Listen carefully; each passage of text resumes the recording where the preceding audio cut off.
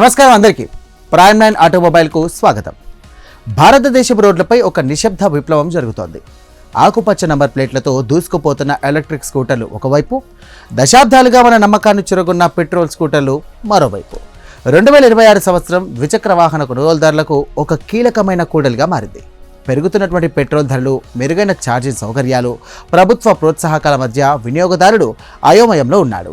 ఇక ఇదే అంశంపైన లోతైన నిష్పాక్షికమైనటువంటి విశ్లేషణ చూద్దాం. Electric scooter versus petrol scooter. 2026లో మీ అవసరాలకు, మీ బడ్జెట్కు ఏది ఉత్తమమైనటువంటి ఎంపిక? అన్ని కోణాలను పరిశీలించి వాస్తవాలను మీ ముందుంచి సరైన నిర్ణయం తీసుకోవడంలో మీకు సహాయపడమే మా ఉద్దేశం.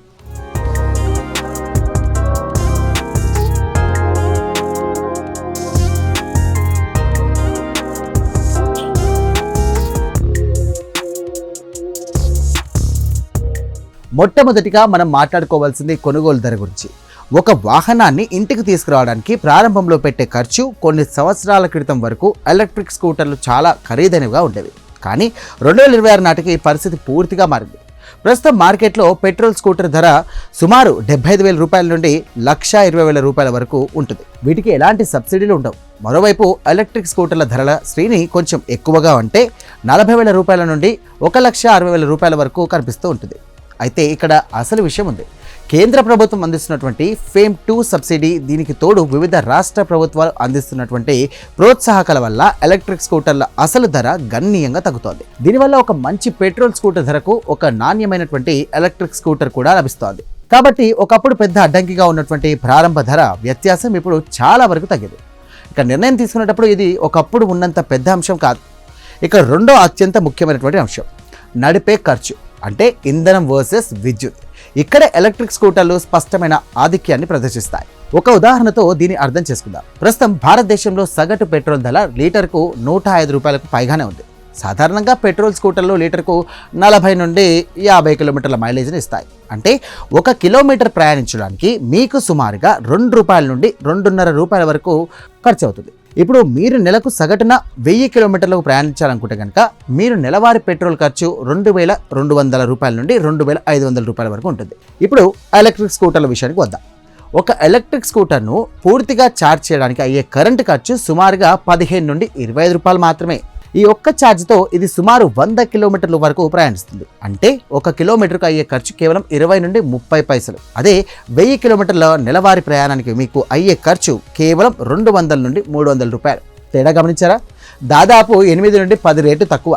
అంటే మీరు పెట్రోల్పై పెట్టే ఖర్చులో కేవలం 10వ వంతైన ఎలక్ట్రిక్ స్కూటర్ను నడపవచ్చు. ఇది దీర్ఘకాలంలో మీ జేబుపై భారాన్ని ఎంతగా తగ్గిస్తుందో మీరే ఊహించుకోవచ్చు.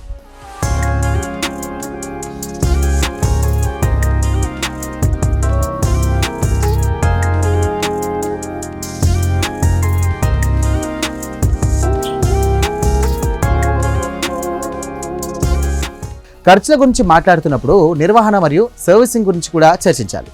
పెట్రోల్ స్కూటర్లో ఇంజన్ ఉంటుంది కాబట్టి దీనికి సంబంధించిన భాగాలు చాలా ఉంటాయి. క్రమం తప్పకుండా ఇంజన్ ఆయిల్ మార్చాలి. ఇక స్మార్ట్ ప్లగ్లు, అలాగే ఎయిర్ ఫిల్టర్లు, బెల్ట్లు వంటివి తనిఖీ చేస్తూ ఉండాలి. వీటన్నిటికీ సర్వీసింగ్ అవసరం. అందుకే ఒక పెట్రోల్ స్కూటర్కు వార్షిక నిర్వహణ ఖర్చు సుమారుగా 3,000 నుండి 5,000 రూపాయల వరకు ఉంటుంది. ఇక ఎలక్ట్రిక్ స్కూటర్ల నిర్మాణం చాలా సరళంగా ఉంటుంది. ఇందులో ఇంజన్ ఉండదు కాబట్టి engine oil, clutch, gear box వంటి సంక్లిష్టమైనటువంటి యాంత్రిక భాగాలు ఉండవు. కదిలే భాగాలు చాలా తక్కువ. దీనివల్ల అరుగుదల తక్కువగా ఉంటుంది. ఇక సర్వీసింగ్ అవసరం కూడా చాలా తక్కువ.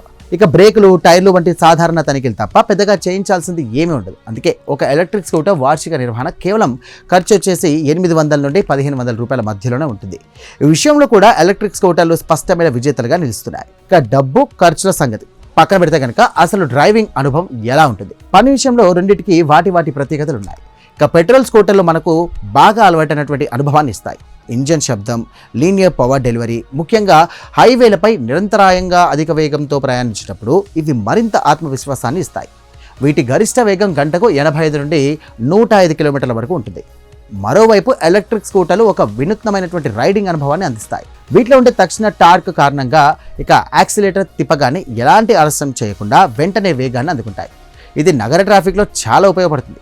ఇక సున్నితమైన నిశ్శబ్దమైనటువంటి ప్రయాణం వీటి సొంతం. ఎలాంటి వైబ్రేషన్స్ ఉండవు, ఇంజన్ శబ్దం అస్సలే ఉండదు. నగర ప్రయాణాలకు, రోజువారీ పనులకు ఎలక్ట్రిక్ స్కూటర్లు చాలా వేగంగా, సౌకర్యవంతంగా అనిపిస్తాయి.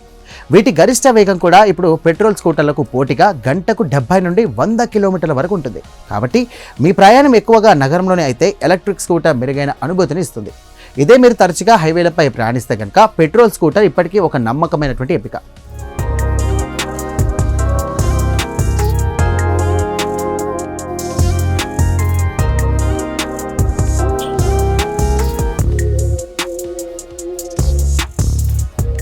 ఇప్పుడు అందరి మధ్యలో మెదిలే అతిపెద్ద ప్రశ్న రేంజ్ మరియు ఛార్జింగ్ సౌలభ్యం. ఇక్కడ పెట్రోల్ స్కూటర్లు తమ ఆధిపత్యాన్ని ఇంకా నిలుపుకుంటున్నాయి. ఒక పెట్రోల్ స్కూటర్లో ట్యాంక్ నింపితే కనుక అది సులభంగా 250 నుండి 300 కిలోమీటర్ల వరకు ప్రయాణిస్తుంది. పెట్రోల్ అయిపోతే ఎక్కడ పడితే అక్కడ కనిపించే పెట్రోల్ బంకులో కేవలం 2 నిమిషాల్లో ఇంధనం నింపుకొని ముందుకు సాగిపోవచ్చు. ఇదే అనుకుని సుదూర ప్రయాణాలకు ఎంతో సౌకర్యవంతంగా ఉంటుంది. ఇక ఎలక్ట్రిక్ స్కూటర్ల విషయంలో పరిస్థితి కొంచెం భిన్నంగా ఉంటుంది. ప్రస్తుతం మార్కెట్లో ఉన్న మంచి ఎలక్ట్రిక్ స్కూటర్లు ఒక్కసారి ఛార్జ్ చేస్తే కనుక వాస్తవ ప్రపంచంలో 90 నుండి 140 కిలోమీటర్ల రేంజ్లో అందిస్తున్నాయి. ఇది చాలామంది రోజువారీ నగర ప్రయాణాలకు అంటే 10 నుండి 40 కిలోమీటర్లకు సరిపోతుంది. ఇంట్లో ఛార్జ్ చేసుకోవడానికి సుమారు 4 నుండి 6 గంటల సమయం పడుతుంది. ఇక రాత్రిపూట ఛార్జింగ్ పెట్టుకుంటే కనుక ఉదయానికి సిద్ధంగా ఉంటుంది. కొన్ని ప్రధాన నగరాల్లో ఫాస్ట్ ఛార్జింగ్ స్టేషన్లు కూడా అందుబాటులోకి వస్తున్నాయి. అక్కడ 1 నుండి 2 గంటల్లో ఛార్జ్ చేసుకోవచ్చు. అయితే ఛార్జింగ్ మౌలిక సదుపాయాలు ఇంకా దేశవ్యాప్తంగా విస్తరించలేదు. కాబట్టి మీ ఇంట్లో లేదా ఆఫీస్లో ఖచ్చితమైన ఛార్జింగ్ సౌకర్యం ఉండి మీ ప్రయాణాలు ఊహించదగ్గనివిగా ఉంటే కనుక ఎలక్ట్రిక్ స్కూటర్ మీకు ఎలాంటి ఇబ్బంది కలిగించదు. కానీ మీ ప్రయాణాలు అనిశ్చితంగా అలాగే ఎక్కువ దూరాలకు విస్తరించి ఉంటే కనుక పెట్రోల్ స్కూటర్ అందించే సౌలభ్యం ఇప్పటికీ సాటిలేనిదే. ఇక పర్యావరణంపై ప్రభావం గురించి మాట్లాడుకుంటే కనుక ఇందులో ఎలక్ట్రిక్ స్కూటర్లకు పోటీయే లేదు. పెట్రోల్ స్కూటర్లు కార్బన్ డైఆక్సైడ్, నైట్రోజన్ ఆక్సైడ్ వంటి హానికర వాయువులను విడుదల చేస్తాయి. ఇవి నగరాల్లో వాయు కాలుష్యానికి, శబ్ద కాలుష్యానికి కారణమవుతాయి. ఎలక్ట్రిక్ స్కూటర్ల నుండి ఎలాంటి ఉదర్గాలు కూడా వెలువడవు. ఇవి పూర్తిగా శబ్దరహితంగా పనిచేస్తాయి. మన నగరాలను పరిశుభ్రంగా, ప్రశాంతంగా ఉంచడంలో ఇవి కీలక పాత్ర పోషిస్తాయి. ఇక పర్యావరణం పట్ల బాధ్యత ఉన్న వారికి ఇది చాలా ముఖ్యమైన అంశం. పునఃవిక్రయ విలువ లేదా రీసేల్ వాల్యూ కూడా ఒక ముఖ్యమైన అంశం. కొన్ని సంవత్సరాల క్రితం సెకండ్ హ్యాండ్ ఎలక్ట్రిక్ స్కూటర్లను కొనడానికి ప్రజలు వెనకాడేవారు. కానీ ఇప్పుడు పరిస్థితి మొత్తం మారిపోతుంది. ఎలక్ట్రిక్ స్కూటర్ల రీసేల్ విలువ దాని బ్యాటరీ ఆరోగ్యంపై ఆధారపడి ఉంటుంది.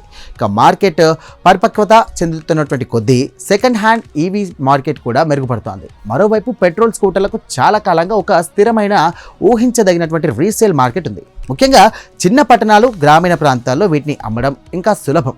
ప్రస్తుతం పెట్రోల్ స్కూటర్లకు కొద్దిగా మెరుగైన రీసేల్ విలువ ఉన్నప్పటికీ ఈవీల పునర్విక్రయ విలువ కూడా వేగంగా పుంజుకుంటోంది.